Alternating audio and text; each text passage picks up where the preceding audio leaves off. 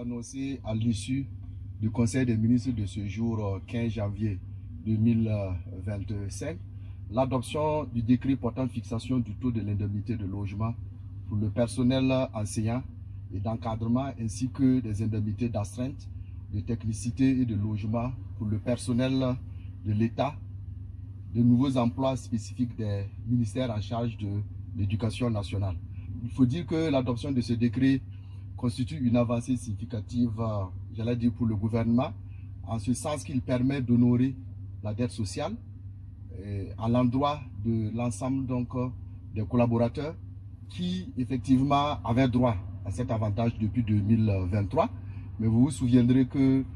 son Excellence, le président du FASO, en avril avait demandé à nos collaborateurs justement de patienter, de consentir l'effort patriotique, et dès que la situation va s'améliorer, alors le gouvernement prendra les dispositions pour honorer cette dette sociale. Alors cette décision du Conseil, il faut le dire, est un acte fort et symbolique.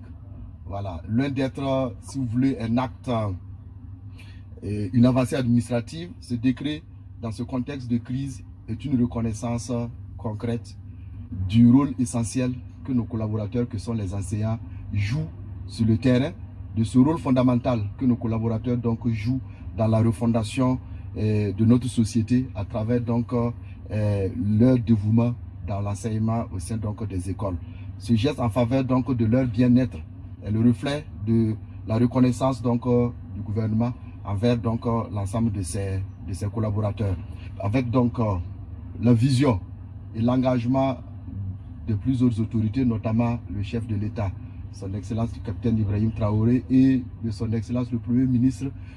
cette vision et cette volonté accordée au secteur de l'éducation,